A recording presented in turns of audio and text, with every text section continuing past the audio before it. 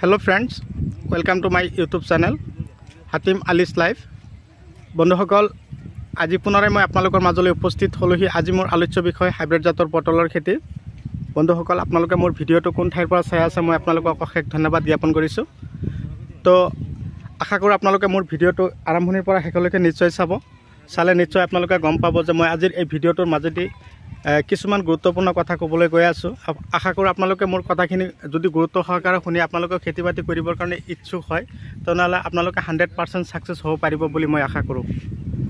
তো কথা হ'ল আপোনালোকে যদি মোৰ চেনেলৰ এতিয়াও নতুন ভিউৱাৰ্ছ হিচাপে আছে তেনেহ'লে মোৰ চেনেলটো ছাবস্ক্ৰাইব কৰি দিব আৰু কাষত থকা বেল ঘণ্টিটো লাহেকৈ বজাই দিব যাতে এনেকুৱা ধৰণৰ উন্নত জৈৱিক ৰাসায়নিক আৰু বৈজ্ঞানিক পদ্ধতিৰে কৰা খেতিৰ ভিডিঅ' অলৰেডি আপোনালোকে পাই থাকে।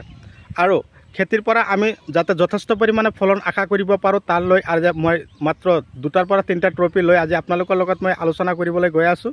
তো কথা হ'ল কি হাইব্ৰিড জাতৰ পটলৰ খেতি কৰিবৰ কাৰণে কিছুমান সৰু সৰু টিপছ জানিব লাগিব। আজি মই সেই সৰু সৰু টিপছখিনি আপোনালোকৰ লগত মই শ্বেয়াৰ কৰিবলৈ গৈ আছোঁ। দেৰি নকৰোঁ। তো কথা হ'ল মই ইয়াত অলৰেডি 1.5 বিঘা মাটি পটলৰ খেতি কৰিছোঁ। ইয়াত কিন্তু যথেষ্ট পৰিমাণে পটল লাগি আছে। এয়া চাওক প্ৰতিটো গাঁঠিয়ে গাঁঠিয়ে পটল লাগি আছে। তো কথা হ'ল এই খেতিত পটল এনেকৈ যদি আপোনালোকে ধৰাব খুজিছে বা আপোনালোকেও খেতি কৰিবৰ কাৰণে ইচ্ছুক তেনেহ'লে আপোনালোকে কি কৰিব লাগিব, পটলৰ শিপাবিলাক মোটামুটি লগোৱাৰ ধৰণটো কোন ধৰণৰ মাটিত লগাব, মাটিৰ গুণাগুণ কেনেকুৱা হ'ব লাগিব, তাৰপিছত কি ধৰণৰ মাটিত লগালে আটাইতকৈ বেছি ফলন পোৱা যাব। তো আজিৰ এইটো ভিডিঅ'ৰ মাজেদি মই আপোনালোকৰ লগত শ্বেয়াৰ কৰি আছোঁ। এটা কথা লক্ষ্য কৰিব লাগিব যে এটা হ'ল ফাংগিচাইড আৰু এটা হ'ল ইনচেক্টিচাইড। দুটা ঔষধ আপোনালোকে নিশ্চয় জানিব লাগিব। জানিলে অৱশ্যে আপোনালোকে নিশ্চয় গম পাব যে পটলৰ খেতিত আপোনালোকৰ 100% কৰিব পাৰিব বুলি মই আশা কৰোঁ। তো মই যে আপোনালোকক কৈছিলোঁ যেতিয়া আপোনালোকক মই শিপা বা পটলৰ লতিবিলাক পঠিয়াইছিলোঁ কেৱল আজি নহয়, মই অতদিন আগৰ পৰা পঠিয়াই আছোঁ। শিৱসাগৰ, ধেমাজি, লখিমপুৰ এইবিলাক ঠাইলৈ মই বহুত পঠিয়াইছোঁ, মোটামুটি আপাৰ আছামলৈ। দাদা বাইদেউসকলে কিন্তু বৰ্তমানে কিন্তু পটল বিকি আছে। মই খবৰ লৈছোঁ, যোৱাকালি ফোন মাৰিছিল। তো মই এখেতক দানা ঔষধ যোগান ধৰি আছোঁ। তো আপোনালোকৰ যদি খেতি কৰিবৰ কাৰণে ইচ্ছা আছে তেনেহ'লে আপোনালোকে মোক যোগাযোগ কৰিব। মই অলৰেডি ডিছক্ৰিপশ্যনত থাম্বনেইলত নাম্বাৰ অলৰেডি লগাই থৈ দিছোঁ। তো আপোনালোকে নাম্বাৰ সংগ্ৰহ কৰি কিনে আপোনালোকে ফোন মাৰিব যদি আপোনালোকৰ এনেকুৱা ধৰণৰ পটলৰ শিপা লাগে। আগতীয়াকৈ আপোনালোকে মোক যোগাযোগ কৰিব আৰু যেতিয়া লগাব লাগিব তেতিয়া মই আপোনালোকক অলৰেডি ভিডিঅ' এটা কৰি আপোনালোকলৈ পঠিয়াই দিম। এইটো লগোৱাৰ প্ৰধান সময় হ'ল জুলাই, আগষ্ট। তেতিয়াৰ পৰা আপোনালোকে আগতীয়াকৈ লগাব। আগতীয়াকৈ লগাই থ'লে গছটো অকণমান শিপা গ্ৰ'থ হৈ থাকিব, গছটো ডাঙৰ হৈ থাকিব। তাৰপিছতে আপোনালোকে কি কৰিব লাগিব, লাহে লাহে চাঙৰ ব্যৱস্থা কৰিব লাগিব। মোৰ দৰে আগতীয়াকৈ যেতিয়া উঠাই দিব নহয় তেতিয়া এই ধৰণে পটল গছত যথেষ্ট পৰিমাণে লাগি থাকিব। তো 1 বিঘা মাটি পটল যদি আপোনালোকে কৰিব পাৰে গোবৰ সাৰ অকণমান বেছিকৈ দিব আৰু মাটি আপোনালোকে প্ৰথমতে নিৰ্বাচন কৰিব কেনেকুৱা, এঢলীয়া মাটি, ওখ অম্লতা, হিউমাছ আৰু হিউমাছযুক্ত মাটি হ'লে পটলৰ খেতি বাবে বহুত উপযোগী। তো আপোনালোকে এনেকুৱা ধৰণৰ পটলৰ খেতি যদি 1 পৰা 2 বিঘা মাটি কৰিব পাৰে আপোনালোকে আশা কৰোঁ ছাকচেছ হোৱাটো নিশ্চিত। সেয়া চাওক যিফালে আগবিলাক গৈছে সেইফালে কিন্তু পটল একদম পুৰা দমে লাগি আছে। যিবিলাক আগ যিফালে গৈছে সেইফালে কিন্তু পটল লাগি আছে। তো বৰ্তমান কিন্তু আৰম্ভ হ'লহে মাত্ৰ। একেৰাহে আপোনালোকে 8 পৰা 10 মাহ বিকিব পাৰিব। চাওক এটা আগতে কেইটা লাগিছে, চাওক প্ৰতিটো গাঁঠিতে পটল লাগি আছে। মই সেইকাৰণে আপোনালোকক কৈছোঁ যদি খেতি কৰে তেনেহ'লে হাইব্ৰিড জাতৰ পটলৰ খেতি আপোনালোকে কৰিব বুলি মই আশা কৰোঁ। তো মই ইফালে গৈ আছোঁ। ইয়াত অলৰেডি 1.5 বিঘা মাটি আছে। মই ফাৰ্ষ্ট টাইম যেতিয়া উঠাইছিলোঁ তেতিয়া কিন্তু মই ফাৰ্ষ্ট টাইমতে 53 কিলো উঠাইছিলোঁ। ছেকেণ্ড টাইমত যেতিয়া উঠাইছিলোঁ অলৰেডি মোৰ 1 কুইণ্টেল 2 কিলো উঠিছিল। তৃতীয় বা থাৰ্ড টাইম যেতিয়া উঠাইছিলোঁ তেতিয়া মোৰ খেতিত উঠিছিল 1.5 কুইণ্টেল। তাৰপিছত যেতিয়া উঠালোঁ তেতিয়া মোৰ উঠিল 4.5 কুইণ্টেল। তো মই কালি আকৌ উঠাবৰ কাৰণে প্ৰস্তুতি লৈছোঁ। তো আপোনালোকৰ সহায় সহযোগিতা কামনা কৰিছোঁ।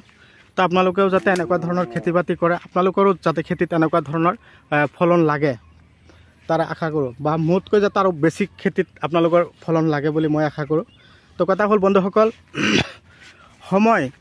সময়ৰ কাম সময়ত কৰিবলৈ শিকক, তেতিয়াহে আপোনালোকে গম পাই যাব। সময়ৰ কাম যদি আমি সময়ত কৰিব নোৱাৰোঁ নহয়, তেনেহ'লে কিন্তু আশাটো লাহে লাহে মিছাৰ ফালে গতি কৰিব। বৰ্তমান যিটো মোৰ যিটো বয়স, এইটো বয়সত কিন্তু টকা উপাৰ্জন কৰাৰ এটা ভাল দিশ। সেইকাৰণে মই আপোনালোকক কৈ থাকোঁ যে দাদা বাইদেউসকল, আপোনালোকে শিক্ষিত নিবনুৱা হৈ অযথা সময় নষ্ট নকৰিব। আপোনালোকে কি কৰিব, নিৰ্ধাৰিত কৰি ল'ব 3 পৰা 4 বিঘা মাটি, নহ'লে 2 পৰা 2.5 বিঘা মাটি আপোনালোকে কি কৰিব, পটলৰ খেতিৰ কাৰণে নিৰ্ধাৰিত কৰি ল'ব। পটল লগাব 1 পৰা 2 বিঘা, 1 বিঘা পৰা 2 বিঘা জিকা লগাব। এনেকৈ ভাগ কৰি যদি আপোনালোকে এনেকুৱা ধৰণৰ খেতি কৰিব পাৰে নহয়, তো আপোনালোকে আশা কৰোঁ ছাকচেছ হ'ব পাৰিব। 1 বিঘা মাটি পটলৰ খেতি কৰিব পাৰিলে বছৰেকত অলৰেডি 8 পৰা 10টা মাহ বিকিব পাৰিব।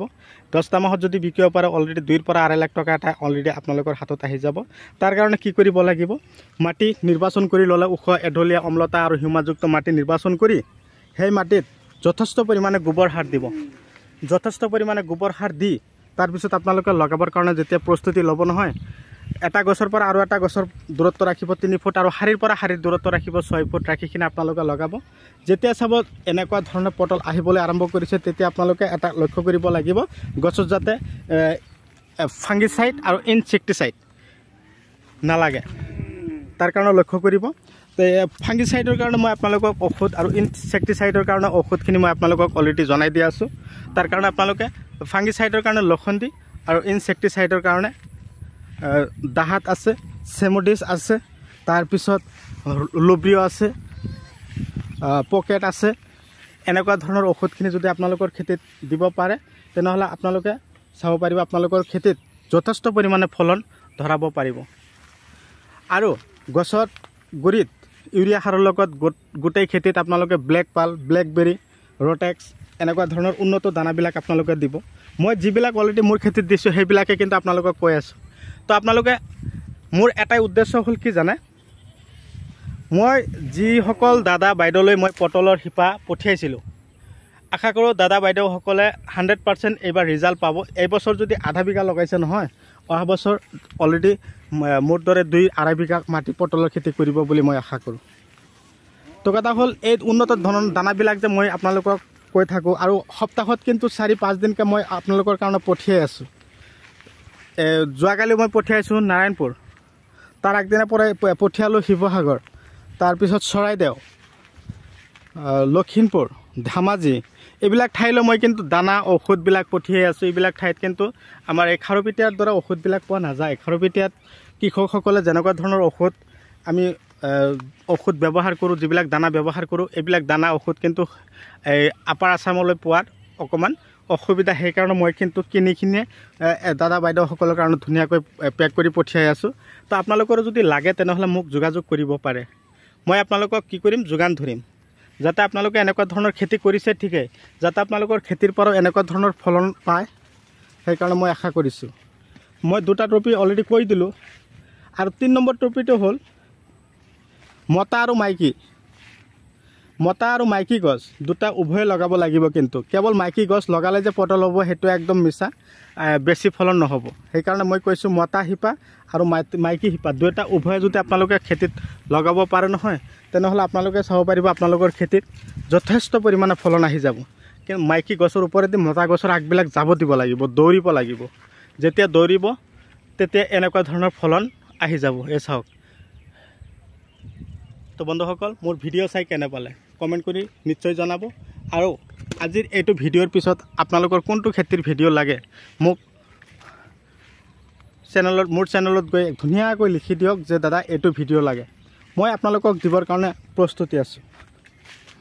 তো মই আৰু বিশেষ দেৰি নকৰোঁ। মই যিকেইটা কথা কৈছোঁ আপোনালোকক আশা কৰোঁ আপোনালোকে এনেকুৱা ধৰণৰ খেতি বাতিৰ কাৰণে শিপা, কেৱল পটলৰ শিপা নহয়, কুন্দুলি, ভাতকেৰেলা, যিকোনো খেতিৰ বিধান যদি আপোনালোকৰ লাগে, সময় আহি আছে এতিয়া ফুলকবি, বন্ধাকবি, ওলকবি।